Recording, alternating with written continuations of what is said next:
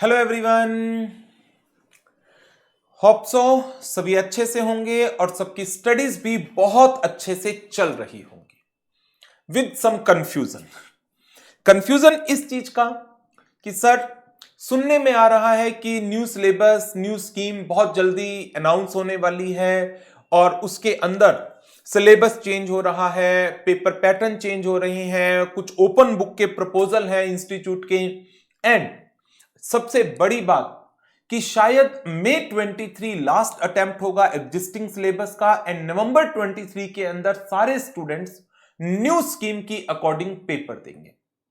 ऐसी इंफॉर्मेशन हमें भी सुनने को मिली है कि ऐसा शायद से होगा, बट यदि इंस्टीट्यूट ऐसा करता है देन डेफिनेटली वो बहुत सोच समझ करके ऐसा करेगा। सिलेबस को इस तरीके से डिजाइन किया जाएगा कि जब स्टूडेंट एग्जिस्टिंग सिलेबस से न्यू सिलेबस पर शिफ्ट हो तो उनको एज सच कोई बहुत मेजर प्रॉब्लम फेस ना करनी पड़े। तो इस चीज को लेकर मुझे नहीं लगता अभी आपको परेशान होने की जरूरत है कि यदि नवंबर 23 में न्यू सिलेबस की अकॉर्डिंग ऑटोमेटिक कन्वर्जन हो गया सारे स्टूडेंट्स का तो क्या हमें परेशानी आएगी। मुझे नहीं लगता ऐसा इंस्टीट्यूट करेगा। वो सिलेबस को इस तरीके से रीडिजाइन कर रहे होंगे, रिस्ट्रक्चर कर रहे होंगे जहां पर इन सारी प्रॉब्लम्स को किस तरीके से मिटिगेट करना है उसको कंसीडर किया जा रहा होगा। बट अब प्रॉब्लम उन स्टूडेंट्स के लिए है जिन स्टूडेंट का नवंबर 23 में अटेम्प्ट है। जिन स्टूडेंट्स का मई 23 में अटेम्प्ट है उनको तो एज सच कोई प्रॉब्लम है ही नहीं, ओल्ड स्कीम में पेपर देना है। लेकिन जिन स्टूडेंट्स का नवंबर 23 में अटेम्प्ट है या उसके बाद अटेम्प्ट है तो उनके लिए एक चैलेंज है कि सर हम अपनी प्रेपरेशन को एग्जिस्टिंग सिलेबस के हिसाब से यदि अभी स्टार्ट कर लेते हैं और नवंबर 23 में ऑटोमेटिक कन्वर्जन हो जाता है, यदि इंस्टीट्यूट की स्कीम आ जाती है तो हम क्या करेंगे।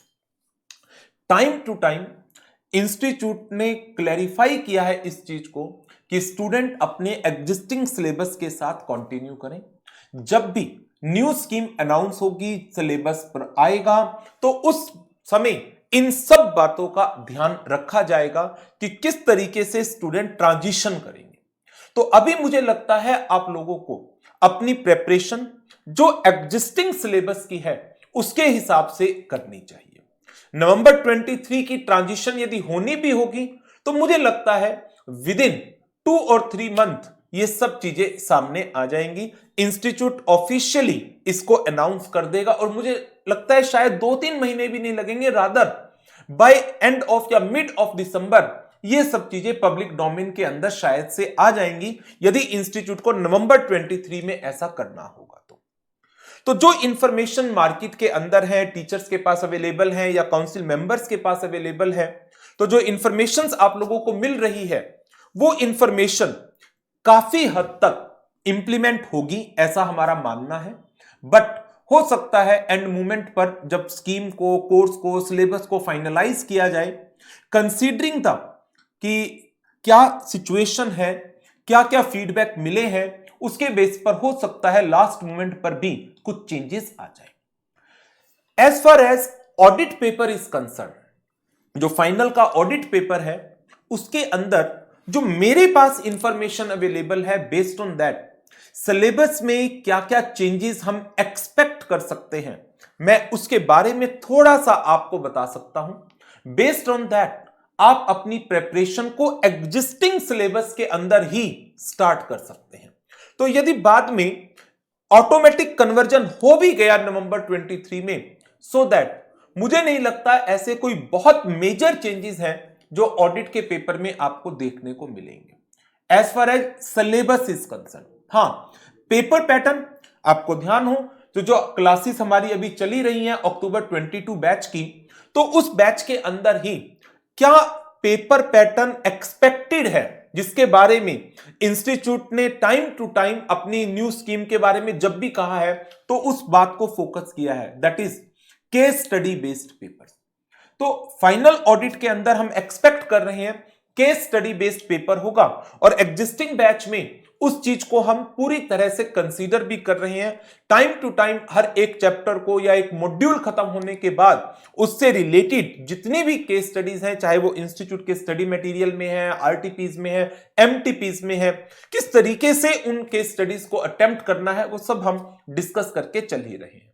तो मुझे नहीं लगता कि यदि नवंबर 23 के अंदर ऑटोमेटिक कन्वर्जन हो भी गई नवंबर 23 के एग्जाम में, तब भी आपको इस पेपर के अंदर एज सच कोई चैलेंज आने वाला है, क्योंकि सिलेबस बहुत सिग्निफिकेंटली तो चेंज हो नहीं सकता ऑडिट का। और सिलेबस जब सिग्निफिकेंटली चेंज नहीं हो रहा, कॉन्सेप्ट वही है। हां, सिलेबस की रीस्ट्रक्चरिंग डेफिनेटली होंगी, कुछ टॉपिक्स को हटाया जाएगा, कुछ टॉपिक्स को नया ऐड किया जाएगा। क्या मैं एक्सपेक्ट कर रहा हूं बेस्ड अपॉन द इंफॉर्मेशन जो मेरे पास अवेलेबल है, उसकी कुछ बातें मैं आपके साथ शेयर कर रहा हूं। क्या क्या एडिशन डिलीशन हम एक्सपेक्ट कर सकते हैं फाइनल ऑडिट के पेपर में इन न्यू सिलेबस, जो शायद से नवंबर 23 में इंप्लीमेंट हो जाएगा।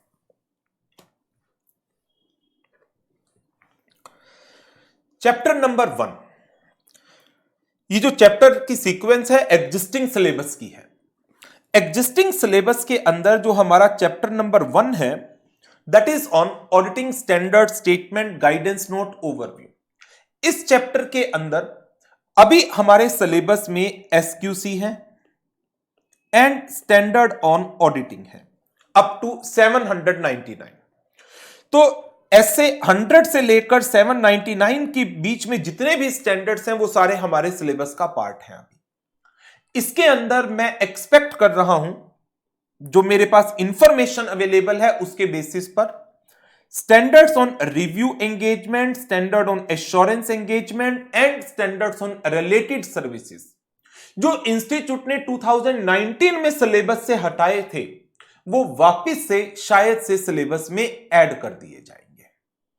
इसके अलावा स्टैंडर्ड्स पहले भी थे, अब भी हैं, आगे भी रहेंगे। स्टैंडर्ड्स तो हट ही नहीं सकते ऑडिटिंग के पेपर से, तो यहां पर तो कोई चेंज है ही नहीं, एडिशन जरूर होगा। इंटरमीडिएट लेवल पर जो स्टैंडर्ड्स पढ़ रहे हैं उनकी एडवांस्ड वर्किंग होगी, उनको एप्लीकेशन बेस्ड के ऊपर उनकी केस स्टडी आप एक्सपेक्ट कर सकते हैं। Chapter number 2 audit planning strategy execution, chapter number 3 risk assessment and internal control, chapter 4 special aspects of auditing in automated environment. In chapters में मैं एज सच कोई भी सिग्निफिकेंट चेंज एक्सपेक्ट नहीं कर रहा, accept restructuring.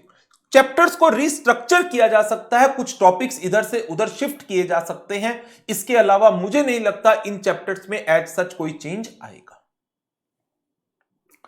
Chapter number 5 company audit, यह chapter शायद से सिलेबस से हटा लिया जाए। रीजन, इस चैप्टर के काफी कॉन्सेप्ट्स आप इंटरमीडिएट के अंदर लॉ के पेपर में, इंटरमीडिएट में ऑडिट के पेपर में पढ़कर आते हैं, तो यह चैप्टर तो बेसिकली फाइनल लेवल से हटा लिया जाना चाहिए। तो मैं एक्सपेक्ट कर रहा हूं कि शायद से यह चैप्टर कंपनी ऑडिट का सिलेबस से रिमूव हो जाएगा। देयर आफ्टर ऑडिट रिपोर्ट का चैप्टर, इसके अंदर अभी हमारे ऑडिट रिपोर्टिंग के स्टैंडर्ड जो सिलेबस में है 700, 701, 705, 706, 710, 720, बट जो स्पेशलाइज्ड एरियाज के स्टैंडर्ड हैं 800, 805 एंड 810, इन्हें इंस्टीट्यूट ने 2019 में नोटिफिकेशन के थ्रू सिलेबस से हटा लिया था, बट अब मुझे लगता है शायद इनको सिलेबस के अंदर वापस से इंक्लूड किया जाएगा। Audit committee and corporate governance, इसके प्रोविजन, क्योंकि लॉ के पेपर के अंदर ऑडिट कमेटी का पूरा कॉन्सेप्ट है, section 177 SEBI LODR regulations law के पेपर के अंदर है। बेशक लॉ का पेपर ऑनलाइन मॉड्यूल की फॉर्म में कन्वर्ट हो जाएगा सेल्फ लर्निंग मॉड्यूल में, but I am of the opinion शायद से इसका मेजर पार्ट या फिर हो सकता है पूरा ही चैप्टर सिलेबस से हटा लिया जाए। ऐसा मुझे एक्सपेक्टेड है बेस्ड अपॉन जो इंफॉर्मेशन मेरे पास अवेलेबल है, बट हो सकता है एंड मोमेंट पर इंस्टीट्यूट इस सिलेबस को वापस रिकंसीडर करें और इस चैप्टर का कुछ पार्ट सिलेबस में वापस रख दें। बट अभी जो इंफॉर्मेशन अवेलेबल है उसकी अकॉर्डिंग शायद से इस चैप्टर को सिलेबस से हटाया जाएगा। Next, audit of consolidated financial statement, audit of banks, ये एज सच रहेंगे सिलेबस में। कुछ माइनर चेंजेस रिस्ट्रक्चरिंग की फॉर्म में आ सकते हैं। ऑडिट ऑफ इंश्योरेंस कंपनीज को हटाने की बात चल रही है, तो शायद से हो सकता है इसको हटा लिया जाए, बिकॉज एक तरीके से सेक्टोरल वर्क है, एक पर्टिकुलर सेक्टर का वर्क है। तो बैंकिंग ऑडिट के अंदर हम बात करें तो most of the chartered accountant जो प्रैक्टिस में है वो बैंक ऑडिट्स के अंदर एंगेज्ड होते ही है। बैंकिंग के रिलेशन में एनबीएफसीज आ गई तो ठीक है, लेकिन जब बात आ जाती है इंश्योरेंस बिजनेस की तो उसके रिलेशन में ऑडिटर का क्या रोल है वो शायद सिलेबस के अंदर कवर अप करने की कोई रिक्वायरमेंट नहीं है। इन जनरल काफी जनरल बेसिक कॉन्सेप्ट्स हैं जो हम इस चैप्टर के अंदर पढ़ते हैं, तो माइट भी ऐसा हो सकता है ऑडिट ऑफ इंश्योरेंस बिजनेस के चैप्टर को सिलेबस से हटा लिया जाए। नेक्स्ट, एक बड़ा सिग्निफिकेंट चेंज सुनने में आ रहा है ऑडिट अंडर फिस्कल लॉज को। टैक्स ऑडिट के टॉपिक को शायद से शिफ्ट किया जाए, हटाया नहीं जाएगा, शिफ्ट किया जाएगा डायरेक्ट टैक्स के पेपर में। फॉर्म 3CD की जितनी डिटेल है जो अभी हम ऑडिट के अंदर पढ़ते हैं, शायद से ऐसा हो सकता है डायरेक्ट टैक्स के पेपर में इसको शिफ्ट कर दिया जाए। Thereafter audit of PSU, इसके अंदर कोई भी चेंज हम एक्सपेक्ट नहीं कर रहे except minor restructuring of topics.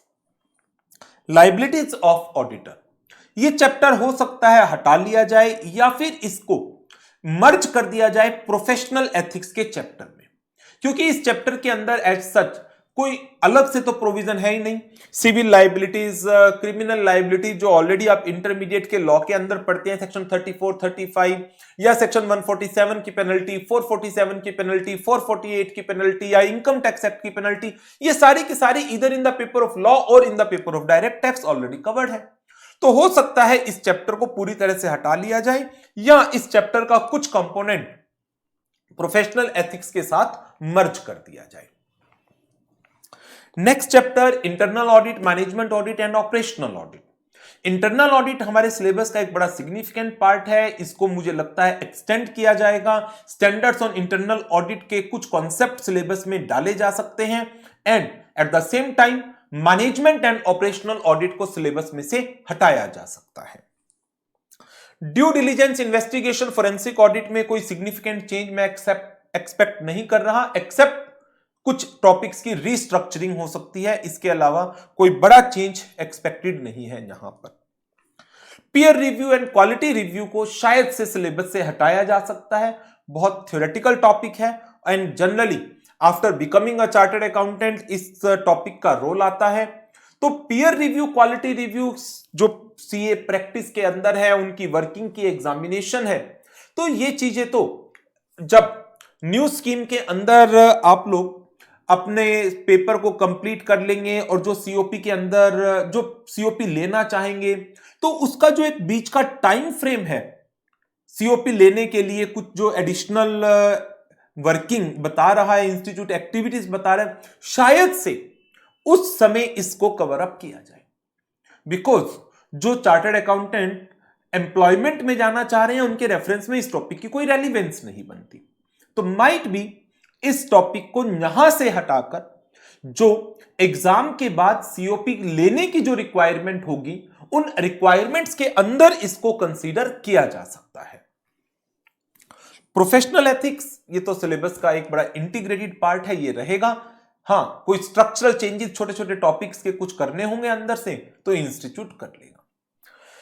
इसके अलावा कुछ और emerging topics like sustainable development goals, environment governance etcetera, ऐसे कुछ टॉपिक्स को और सिलेबस का पार्ट बनाया जा सकता है।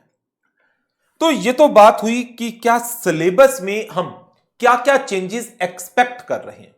तो जब हम सिलेबस की बात करते हैं, स्टैंडर्ड्स वहीं के वहीं रहने हैं, प्रोफेशनल एथिक्स वहीं रहना है, ऑडिट ऑफ बैंक्स वहीं पर है, इंटरनल ऑडिट सिलेबस का पार्ट था, हमेशा रहेगा, ऑडिट रिपोर्ट या automated environment, risk assessment, internal control, audit planning, strategy, execution, ये जो टॉपिक्स हैं ये पहले भी थे, आगे भी रहेंगे। मुझे नहीं लगता इनके अंदर इंस्टीट्यूट कोई बहुत बड़ा बदलाव करेगा। तो ये कुछ एक्सपेक्टेशंस हैं, जो इंफॉर्मेशन मेरे पास अवेलेबल है उसके बेस पर मैंने कंपाइल की है। हां, एक और बड़ी सिग्निफिकेंट इंफॉर्मेशन है कि जो पेपर पैटर्न है वो केस स्टडी बेस्ड शिफ्ट हो सकता है, और ये ऑलरेडी हम एक्सपेक्ट कर ही रहे हैं। अक्टूबर 22 के बैच के अंदर आपने क्लियरली ऑब्जर्व भी किया होगा इस चीज को कि जब भी कोई टॉपिक खत्म होता है हमारा, या कोई मॉड्यूल खत्म होता है, तो उस मॉड्यूल के अंदर जितने चैप्टर्स कवर होते हैं तो उनके रिलेटेड केस स्टडीज को, जो इंटीग्रेटेड केस स्टडीज हैं, आरटीपी से, एमटीपी से, इंस्टीट्यूट की एमसीक्यू बुकलेट से या सैंपल पेपर से हमने कंपाइल कर रखी है, और हम उनको टाइम टू टाइम डिस्कस करते हैं कैसे उन केस स्टडीज को सॉल्व करना है। तो यदि इंस्टीट्यूट ने पेपर के अंदर पेपर पैटर्न को चेंज भी कर दिया, सिलेबस में कुछ माइनर चेंजेस भी हो गए, देन आल्सो आप इस पोजीशन में हैं कि आप नवंबर 23 या मई 24 एज द केस में भी, जब भी न्यू सिलेबस इंप्लीमेंट होगा और उसके अंदर बेशक पेपर पैटर्न चेंज भी हो गया, देन आप कंफर्टेबली इस चीज को कवर अप कर पाएंगे। कोई मेजर हर्डल आपको आने वाली नहीं है। तो जो हमारा वर्किंग स्टाइल है उसको हमें ध्यान रखना है कि हमें क्रैमिंग की तरफ कम जाना है। क्रैमिंग नहीं करना हमें कि हां हम शॉर्ट फॉर्म बनाएं, एब्रीवेशंस बनाएं और उनके रट्टे लगाएं। नो, वो चीज मैं हमेशा से आप लोगों को एडवाइस करता आया हूं, उन चीजों की कोई रिक्वायरमेंट नहीं है। आपको अपने कॉन्सेप्ट्स को स्ट्रांगली बिल्ट अप करना है, ताकि यदि केस स्टडीज के अंदर कहीं पर भी क्वेश्चंस को किसी भी तरीके से घुमा फिरा करके पूछा जाता है, आप में इतनी कैपेबिलिटी, कंपिटेंसी, नॉलेज होनी चाहिए कि आप उस केस स्टडी को प्रॉपरली एनालाइज करके उसके रिलेटेड एमसीक्यूज के एप्रोप्रिएटली आंसर दे पाए। ऐसा ना हो कि हां आपने एब्रीवेशंस बना रखी थी, उनके क्रैमिंग कर रखी थी, केस स्टडीज में वो क्रैमिंग कहीं काम ही नहीं आने वाली आपके। और यदि आप ऑलरेडी एग्जिस्टिंग सिलेबस में हैं और बाद में भी आप एग्जिस्टिंग सिलेबस में रहते हैं, whatever the transition scheme is, हमें नहीं पता अभी, तो यदि ट्रांजिशन स्कीम में ओल्ड सिलेबस को भी कुछ टाइम दिया गया और आप ओल्ड सिलेबस के अंदर ही कंटिन्यू करने में विलिंग हुए, तब भी 20 नंबर की केस स्टडी तो अभी भी आती है। जो 30 मार्क्स के एमसीक्यू है उसमें 20 मार्क्स की केस स्टडीज आती है, 10 मार्क्स के उसके अंदर इंडिविजुअल एमसीक्यूज आते हैं, और जो 70 मार्क्स के डिस्क्रिप्टिव क्वेश्चंस है उनके अंदर भी लगभग 35 टू 40 मार्क्स की तो शायद केस स्टडीज होती हैं। सो जो केस स्टडीज की इंपॉर्टेंस है वो पहले भी थी, बट आने वाले समय में ये बढ़ेगी। हां, ऐसा भी हो सकता है सिलेबस पुराना ही चले, ट्रांजिशन में कुछ टाइम दिया जाए, जो स्टूडेंट एग्जिस्टिंग सिलेबस में है उनके सिलेबस पैटर्न को ही चेंज कर दिया जाए। इसके लिए कहीं से कोई अप्रूवल लेने की जरूरत नहीं होती। सिलेबस के पैटर्न, सिलेबस के अंदर कोई चेंज करना है या पेपर का पैटर्न चेंज करना है, वो इंस्टीट्यूट की काउंसिल कभी भी कर सकती है। उसके लिए कहीं पे मिनिस्ट्री की अप्रूवल लेने की जरूरत नहीं होती। टाइम टू टाइम इंस्टीट्यूट ने ऐसा किया है। जैसे मई 19 में सिलेबस के अंदर मेजर चेंजेस किए थे, SRE, SAE, SRS को हटा करके, गाइडेंस नोट्स को हटा करके।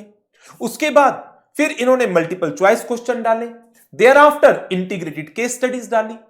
तो यदि आप एग्जिस्टिंग सिलेबस में हैं तब भी, और यदि एग्जिस्टिंग से न्यू सिलेबस में शिफ्ट होंगे तब भी, केस स्टडीज की फॉर्म में आपको कवर करना ही करना है।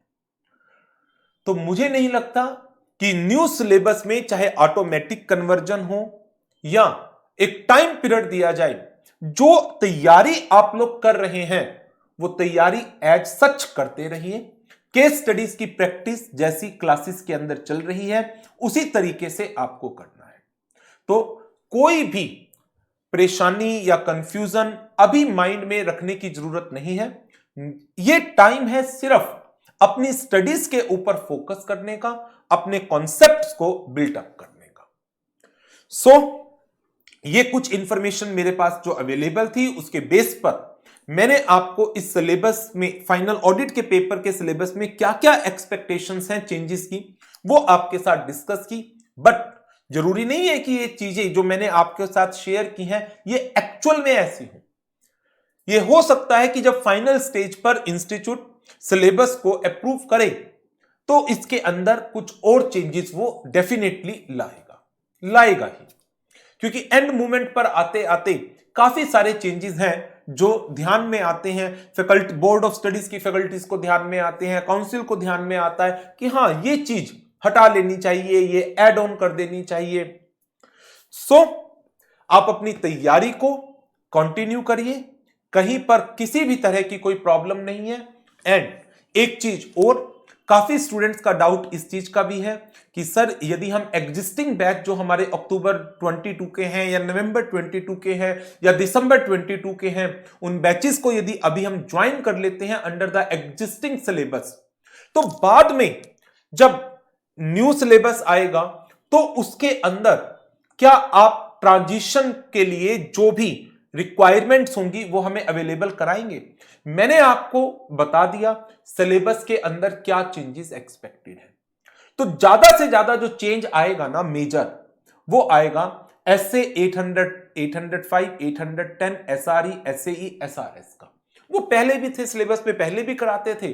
तो यदि ट्रांजिशन हुआ तो और सिलेबस चेंज हुआ और सिलेबस के अंदर ये चीजें आई और ऑटोमेटिक कन्वर्जन हुई, तो बी एश्योर्ड जो भी चेंजेस होंगे सिलेबस के अंदर हम डेफिनेटली उनको टाइमली कवर अप करेंगे। तो उस चीज के लिए चिंता करने की कोई भी जरूरत नहीं है। ट्रांजिशन के लिए जो भी क्लासेस की रिक्वायरमेंट होंगी वो क्लासेस जैसे ही नया सिलेबस अनाउंस होगा, इंस्टीट्यूट का स्टडी मटेरियल अवेलेबल होगा, उसके जस्ट इमीडिएट हम आपको उसका मटेरियल एंड उसकी क्लासेस अवेलेबल कराएंगे। बट राइट नाउ जो अभी समय है आपके पास, उस समय को यूटिलाइज करिए, अपनी तैयारी को कंटिन्यू करिए, कॉन्सेप्ट्स बिल्टअप करिए, क्योंकि यही कॉन्सेप्ट्स आपको जब आप रिवाइज कर लेंगे, यही कॉन्सेप्ट आपके केस स्टडीज के अंदर भी काम आने वाले हैं। So wish you the best, thank you very much and good bye.